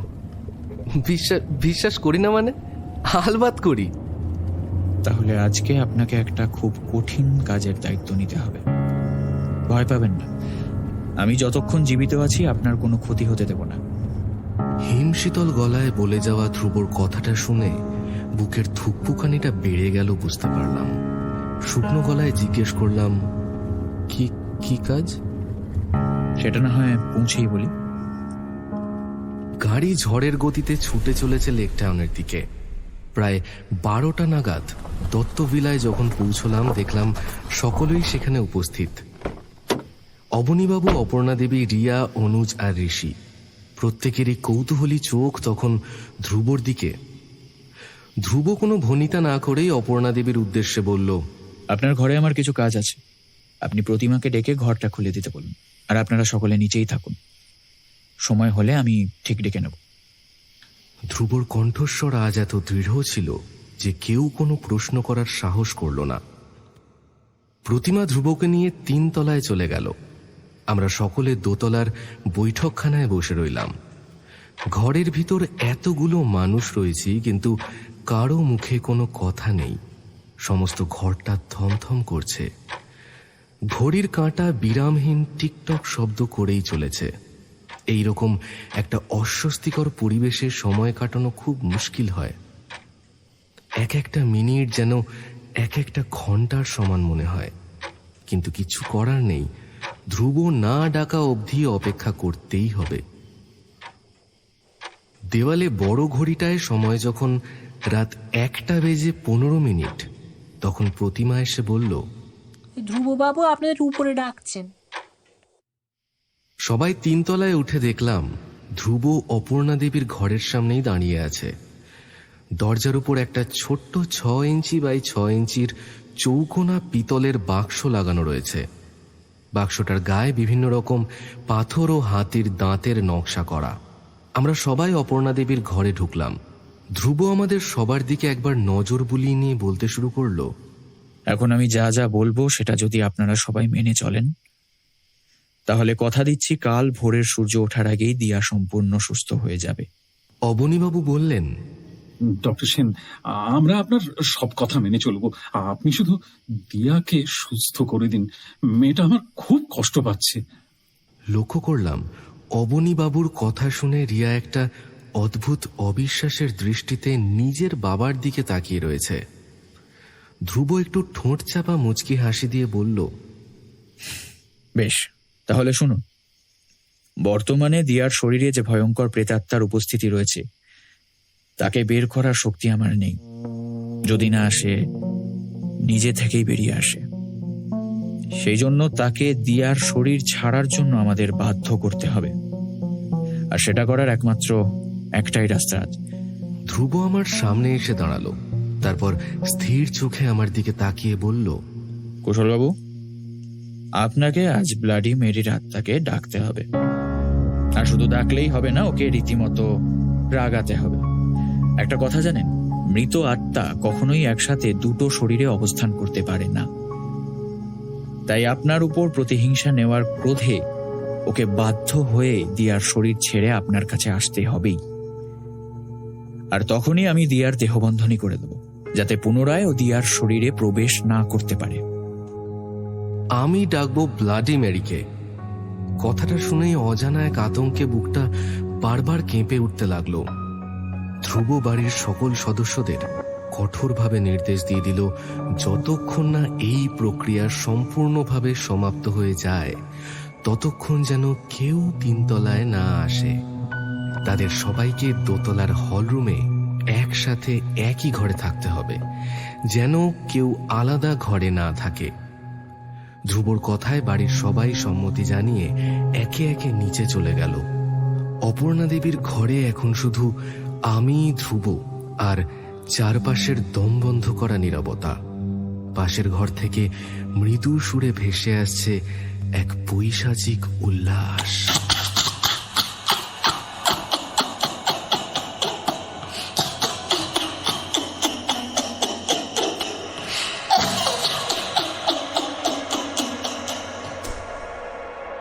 ঘড়িতে সময় দেখাচ্ছে রাত 2:35, অর্থাৎ শয়তানের সময় শুরু হয়ে গেছে। একটা জ্বলন্ত মোমবাতি হাতে নিয়ে আমি ধীরে ধীরে এগিয়ে চললাম অপর্ণা দেবীর ঘরের দিকে। এতক্ষণে ধ্রুবর সাথে দিয়ার ঘরে বসে আমার করণীয় কাজটা ভালো করে জেনে নিয়েছি। ধ্রুব নিজের সুবিধার জন্য দিয়ার হাত পা খাটের সাথে শক্ত করে বেঁধে দিয়েছে, যাতেও বেশি ছটফট না করতে পারে। দিয়ার মুখটা আজ যেন এই 2 দিনের তুলনায় বেশি বিভৎস রূপ ধারণ করেছে। সেই মুখের দিকে বেশিক্ষণ তাকালে যে কোনো সাধারণ মানুষের বুকের রক্ত জল হয়ে যাবে। এই অন্ধকারে ওই মুখটা মনে করতে না চাইলেও বারবার কেন জানি আমার চোখের সামনে ভেসে উঠছে। অপর্ণা দেবীর দরজার উপর এখনো লাগানো আছে সেই পিতলের বাক্সটা। ধ্রুব বলেছে এটা নাকি হোলি বক্স, অর্থাৎ পবিত্র বাক্স। কোনো আত্মাই এই বাক্স পেরিয়ে দরজার বাইরে আসতে পারবে না। তাই কাজ শেষ করে সময় মতো আমাকে ছুটে বেরিয়ে আসতে হবে এই দরজার বাইরে। মনের সমস্ত সাহস সঞ্চয় করে ঘরে ঢুকে দরজাটা ভিতর থেকে বন্ধ করে দিলাম, আর সঙ্গে সঙ্গে একরাশ কালো অন্ধকার আমায় গ্রাস করে নিল। আলো জ্বালানো নিষেধ আছে। মোমবাতির কম্পমান আলোয় ঘরের পরিবেশটাকে আরো বেশি রহস্যময় মনে হতে লাগলো। এই অন্ধকার একা ঘরে এখন আমাকে আহ্বান করতে হবে ব্লাডি মেরিকে। এটা ভেবে সমগ্র শরীরটা যেন ভয়ে শিউরে উঠল। কিছুক্ষণ আগেও যেই ঘরে বসেছিলাম সেই চেনা ঘরটাকেও এখন যেন বড্ড অচেনা মনে হচ্ছে। এর কারণ কি শুধুই অন্ধকার, নাকি আমার মনের ভিতর লুকিয়ে থাকা ভয়, সেটা ঠিক বুঝে উঠতে পারছিলাম না। ওই যে দেখা যাচ্ছে ড্রেসিং টেবিলের আয়নাটা, ধীরে ধীরে ওটার দিকেই এগিয়ে গেলাম। মোমের আলো আঁধারিতে আয়নার কাঁচে নিজের আবছা প্রতিবিম্ব দেখে চমকে উঠলাম। কোনো এক অজানা আশঙ্কায় আমার সর্বাঙ্গে কাঁটা দিয়ে উঠল। মনে হচ্ছিল এক্ষুনি এখান থেকে ছুটে পালিয়ে যাই, নয়তো এই বদ্ধ ঘরের গুমোট নিস্তব্ধতায় আমি দম বন্ধ হয়ে মারা পড়ব। কিন্তু তার পরক্ষণেই ধ্রুবর কথাটা মনে পড়ল। ও বলেছিল প্রাণ থাকতে আমার কোনো ক্ষতিও হতে দেবে না। সেই বিশ্বাসে ভর করেই আয়নার সামনে দাঁড়িয়ে নিজের চোখ বন্ধ করলাম। তারপর বেশ জোরে জোরেই ডাকলাম, bloody Mary, bloody Mary, bloody Mary. পাশের ঘর থেকে দিয়ার মারাত্মক আর্তনাদ কানে ভেসে আসতে লাগলো।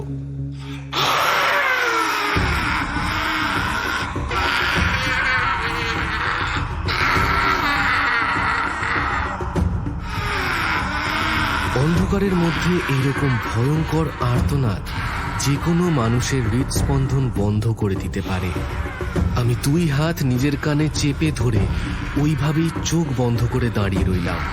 কিছু সময় পরে দিয়ার চিৎকার ক্রমশ কমে আসতে লাগলো এবং আরো কিছুক্ষণ পর সেটা একদমই থেমে গেল। ঘরের ভিতর আবার সেই শ্মশানের শূন্যতা নেমে এলো। আমি ধীরে ধীরে এবার চোখ মেলে তাকালাম। কিন্তু এ কি, কে দাঁড়িয়ে আছে আয়নার ভিতরে? অত্যন্ত ভয়ঙ্কর দর্শনা এক নারী মূর্তি তখন আয়নার ভিতর থেকে আমার দিকে তাকিয়ে আছে। সেই নারীর মণিবিহীন সাদা চোখ থেকে গলগলিয়ে ঝরে পড়ছে তাজা রক্ত। মোমবাতির হলদে আলোয় আয়নার ভিতর ওই বিভৎস চেহারা দেখে আমার সারা শরীর থরথর করে কাঁপতে শুরু করলো। মনে হলো আমি যে কোনো মুহূর্তে নিজের জ্ঞান হারাতে পারি। কিন্তু আমার কাজ যে এখনো শেষ হয়নি। যে করেই হোক কাজটা সম্পূর্ণ করতেই হবে, নইলে ধ্রুবর সম্পূর্ণ চেষ্টাটাই বৃথা হয়ে যাবে। না না, সেটা কিছুতেই হতে দেওয়া যাবে না। আমি আবার সাহস করে ওই ভয়ঙ্কর মুখের দিকে তাকালাম। শুকিয়ে যাওয়া গলায় কোনো মতে বললাম, bloody Mary, I stole your baby. Yes, I stole your baby. ব্যাস, এইবার আমার কাজ শেষ হয়ে গেছে। এখন আমাকে এই ঘর থেকে ছুটে বেরোতে হবে। কিন্তু হে ভগবান, এ আমি কি দেখছি? আয়নার ভিতর থেকে 2 হাত বাইরে বেরিয়ে আসছে ড্রেসিং টেবিলের উপর। এইবার ক্রমশ বেরিয়ে আসছে মাথাটা। ধীরে ধীরে বুক, পেট, কোমর হয়ে সবশেষে হামাগুড়ি দিয়ে বেরিয়ে আসছে 2 পা। এতক্ষণে আয়নার ওপারে থাকা নোংরা আলখাল্লা পরা সেই বিভৎস চেহারার মহিলা এখন ঠিক আমার সামনেই দাঁড়িয়ে আছে, আমার থেকে মাত্র 1 হাত দূরত্বে। প্রাণ ভয় আমি ছুটতে শুরু করলাম দরজার দিকে। যে করেই হোক ঘরের বাইরে আমাকে বেরোতেই হবে। দরজার কাছে পৌঁছে দরজাটা খুলে বেরোতেই যাব, ঠিক এমন সময় বাইরের দিক থেকে খটাস করে একটা শব্দ কানে এলো। বুঝতে পারলাম বাইরে থেকে কেউ দরজায় তালা লাগিয়ে দিয়ে চলে গেল। কে করতে পারে এই কাজ, আর কেনই বা করবে আমার সাথে এমন? ভয়ে আতঙ্কে আমার মাথা যেন কাজ করা বন্ধ করে দিল। লাইট জ্বালানোর জন্য এলো পাথারি ঘরের সব সুইচগুলো চাপ দিতে থাকলাম, কিন্তু একটাও আলো জ্বলল না। বাইরের দিক থেকে হয়তো ঘরের মেইন সুইচটাও অফ করে দেওয়া হয়েছে। বুঝতে বাকি রইল না কেউ আমার সাথে ইচ্ছেকৃতভাবে এটা করছে। কিন্তু কেন, কি তার অভিসন্ধি?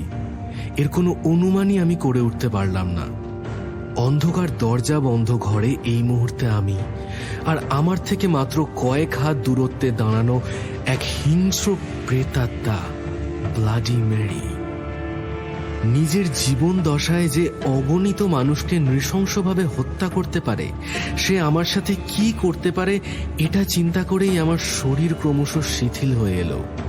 খেয়াল করলাম ব্লাডি মেরি ক্রমশ আমার দিকে একটু একটু করে এগিয়ে আসছে। মৃত্যুকে চোখের সামনে এগিয়ে আসতে দেখে ধ্রুবকে চিৎকার করে ডাকার চেষ্টা করলাম, কিন্তু গলার থেকে কোনো আওয়াজ বেরোলো না। খাঁচায় বন্দি ইঁদুরের মতো ভীত সন্ত্রস্ত হয়ে পাগলের মতো দরজায় ধাক্কা দিতে থাকলাম, কিন্তু কেউ এসে দরজা খুলল না। হঠাৎ ডান দিকের কানের পাশে ঠান্ডা হাওয়ার স্পর্শ অনুভব করলাম। তার সাথেই কেউ আমার কানে ফিসফিস করে বলল। চমকে ঘুরে তাকিয়ে দেখি আমার একদম পাশেই দাঁড়িয়ে রয়েছে ব্লাডি মেরি। মুখের একদম সামনে ওই বিভৎস চেহারাটা দেখে হাত থেকে মোমবাতিটা মাটিতে খসে পড়ে গেল।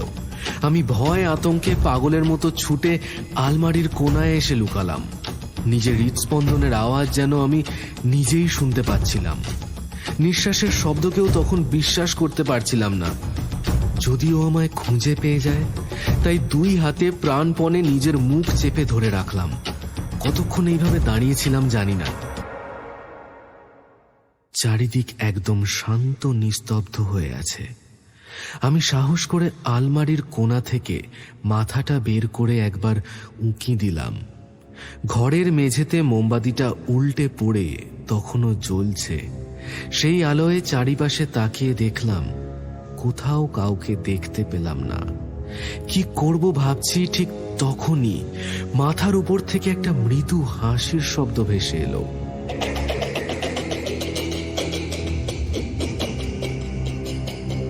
কেঁপে উঠল বুকটা।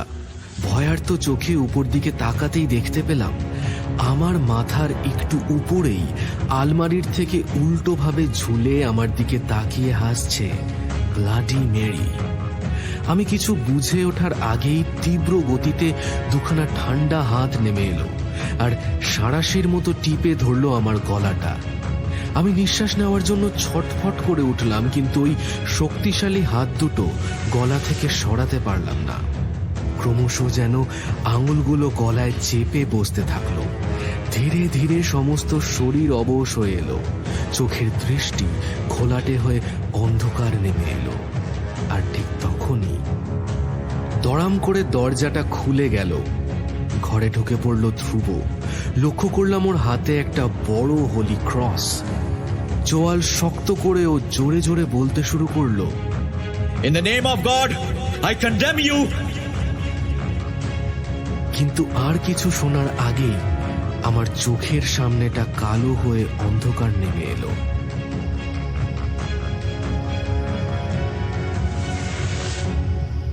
জলের ঝাপটা পেয়ে যখন চোখ খুললাম, তখন আমি দোতলার একটা ঘরে শুয়ে আছি। মাথার সামনে ধ্রুব আর অবনীবাবু দাঁড়িয়ে আছেন। আমাকে চোখ খুলতে দেখেই ধ্রুব বলল, এখন কেমন আছেন? গলাটা সামান্য ব্যথা আছে, তাছাড়া একদম ঠিক আছি। কিন্তু আমি এখানে। ধ্রুব ওর ঠোঁট চাপা মুচকি হাসিটা হেসে বলল, আমার হাতে হোলি ক্রস দেখে আর পিশাচ দূরকরণী মন্ত্র শুনে ব্লাডি মেরি আপনার শরীর ছেড়ে পালিয়ে গেছে। সেই সুযোগে আপনাকে তুলে ঘরের বাইরে নিয়ে আসি।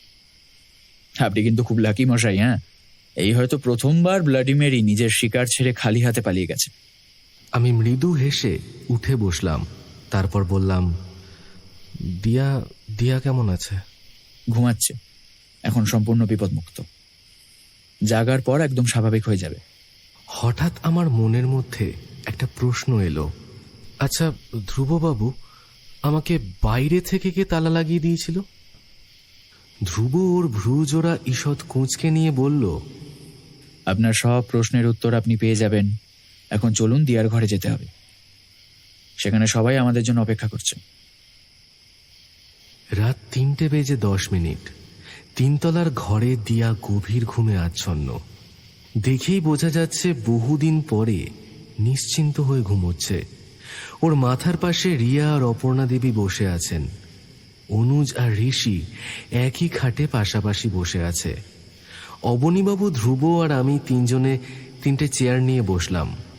কিছুক্ষণ সবাই চুপচাপ থাকার পর ধ্রুবই প্রথম কথা বলল। আচ্ছা ঋষিবাবু, আপনার ঘটনার দিন রাতে দিয়ার সাথে আপনার রাত 2টো অবধি ফোনে কথা হয়। দিয়ার মোবাইলে দেখেছি আমি। আপনি কি আমাদের একটু বলবেন কি বিষয়ে আপনাদের এত কথা হয়েছিল? ধ্রুবর প্রশ্ন শুনে ঋষি যেন কেমন চমকে উঠল, একটু আমতা আমতা করে বলল, না মানে ইয়ে মানে দিয়ার সাথে আমার বাচ্চা সম্পর্কেই কথা হয়েছিল, এই আর কি। একটু পরিষ্কার করে বলুন, তাহলে আমাদের সবারই বুঝতে সুবিধা হবে।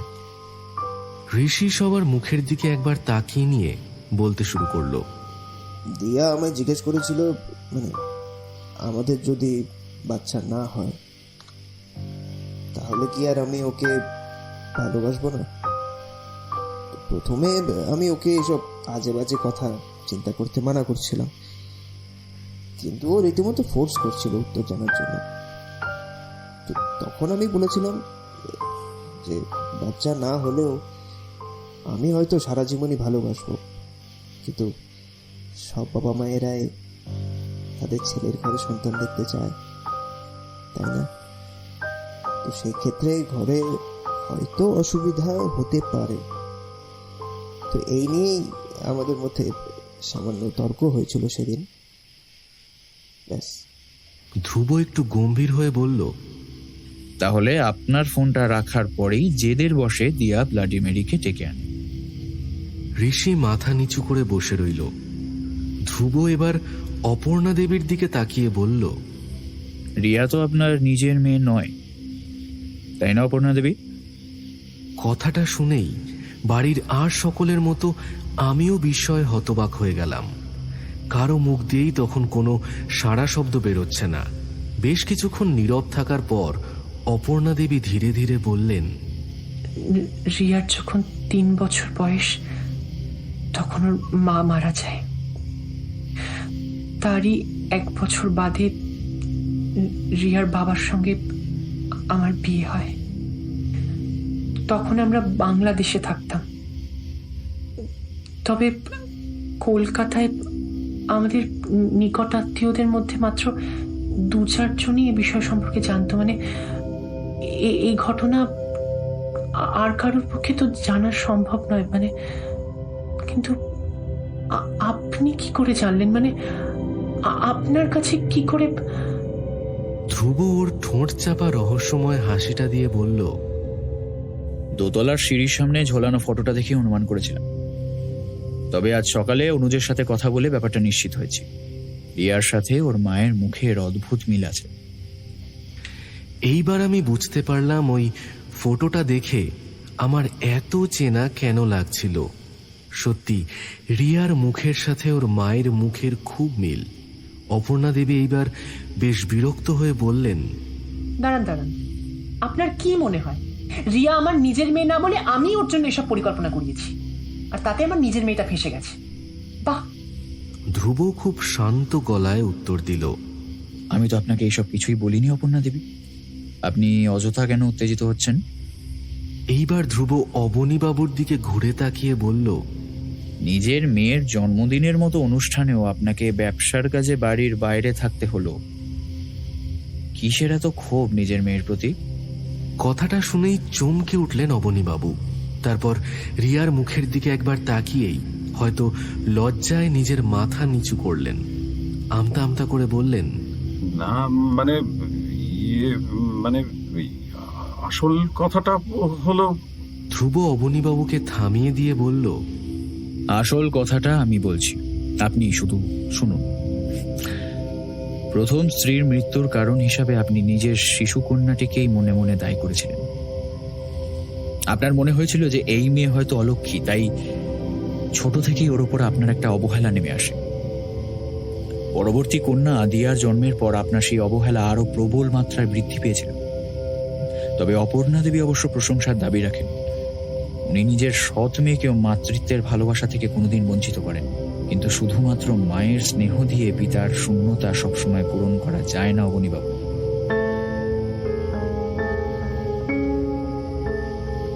আপনার সেই অবহেলাই আজকের এই মারাত্মক ঘটনার বীজ বপন করে রেখেছিল বহুকাল আগে থেকে।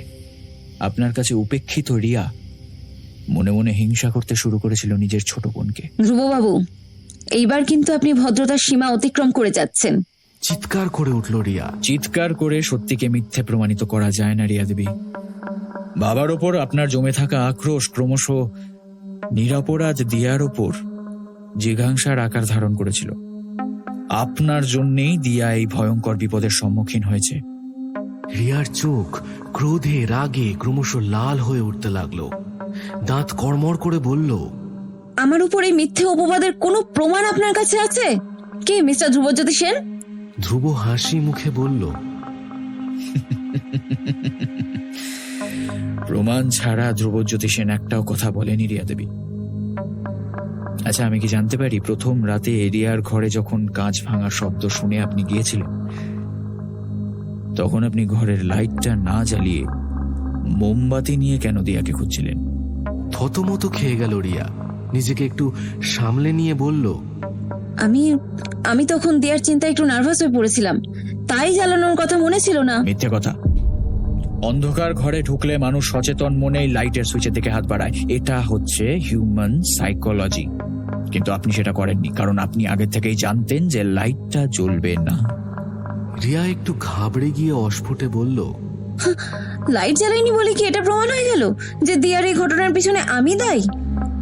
তাছাড়া আপনিই তো বলেছিলেন ব্লাডি মেরিকে দিয়া নিজেই আহ্বান করেছে।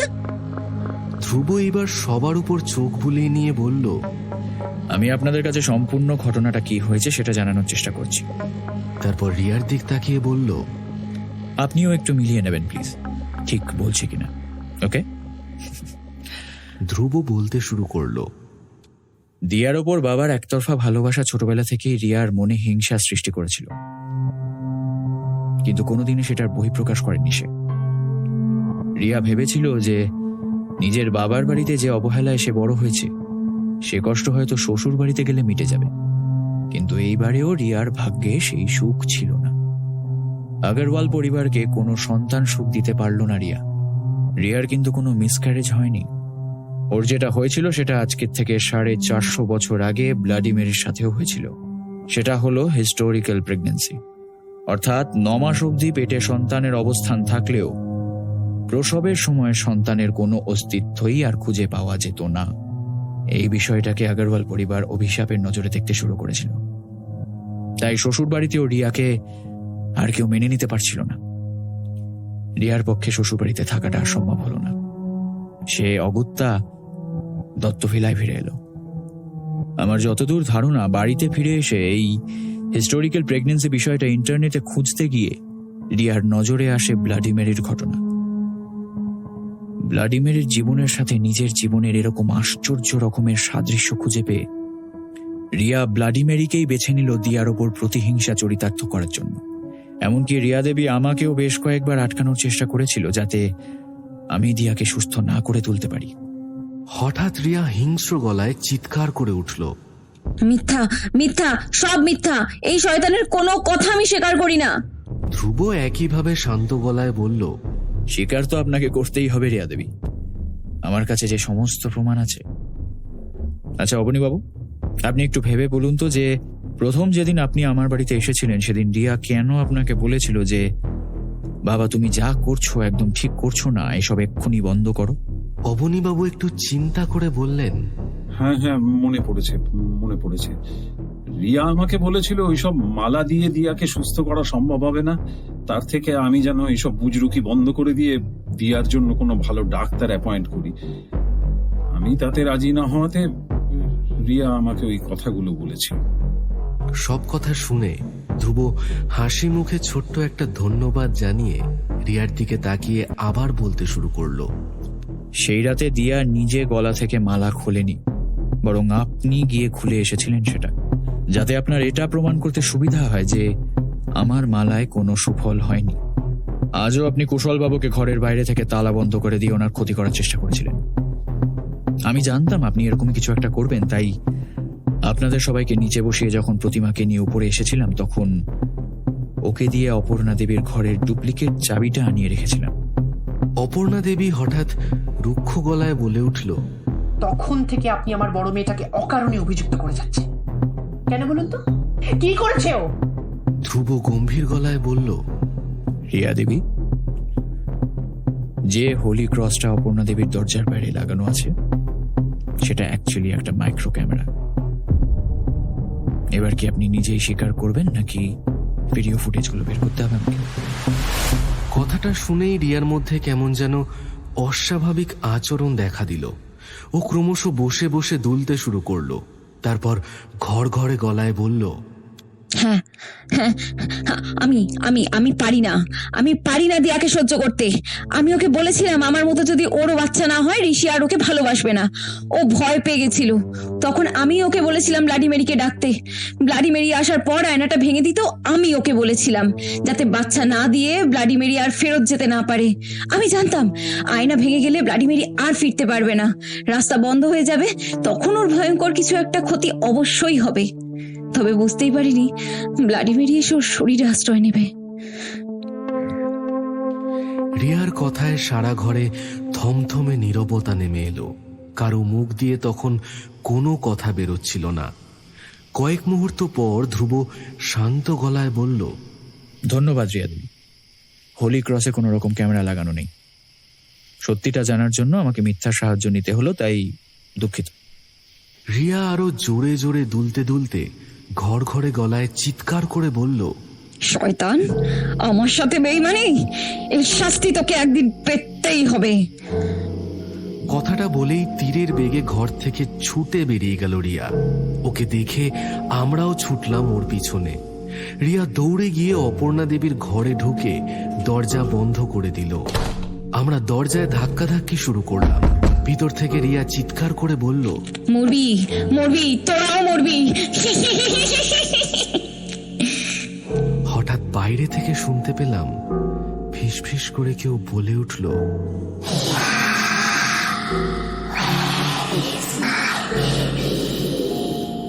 ধ্রুব চমকে উঠে বলল, আমি বলছিলাম ব্লাডি মেরি খালি হাতে ফেরেনি, ও অপেক্ষা করছিল ওর শিকারের।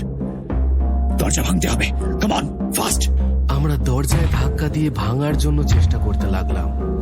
মোটা কাঠের দরজা অত সহজে ভাঙা যাচ্ছিল না। তবুও আমি, ধ্রুব, ঋষি আর অনুজ চারজনে অনবরত ধাক্কা দিয়েই যাচ্ছিলাম। ভিতর থেকে রিয়ার চিৎকার শোনা যাচ্ছিল, না, এগোবে না, আমি জানি না তোমার বাচ্চা কোথায় আছে, প্লিজ প্লিজ আমায় ছেড়ে দাও।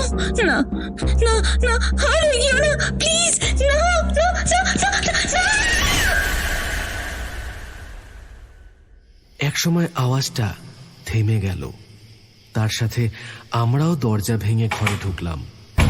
খালি ঘর পড়ে আছে। রিয়া বা ব্লাডি মেরি কেউই সেই ঘরে নেই। ধ্রুব হতাশ চোখে আয়নার দিকে এক দৃষ্টে তাকিয়ে ধপ করে খাটে বসে পড়ল। তারপর ধীর গলায় বলল, ব্লাডি মেরি নিজের শিকার নিয়ে ফিরে গেছে। রিয়া আর কোনোদিন এই জগতে ফিরে আসবে না। ওর প্রতিশোধ এবার সম্পূর্ণ হয়েছে। দত্তভিলা ছেড়ে গাড়ি করে যখন বাড়ি ফিরছি, পূবের আকাশে তখন সোনালি রং ধরেছে।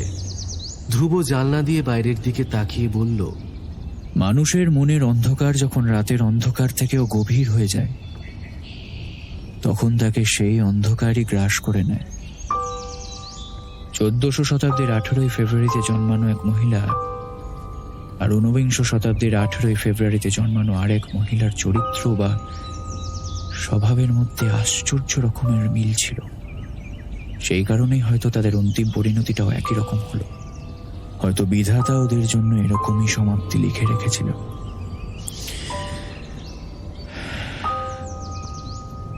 একটা দীর্ঘ নিঃশ্বাস বেরিয়ে এলো আমার।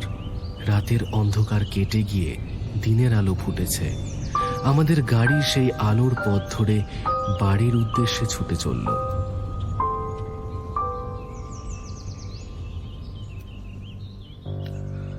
শুনলেন কল্যাণ সরকারের কলমে অলৌকিক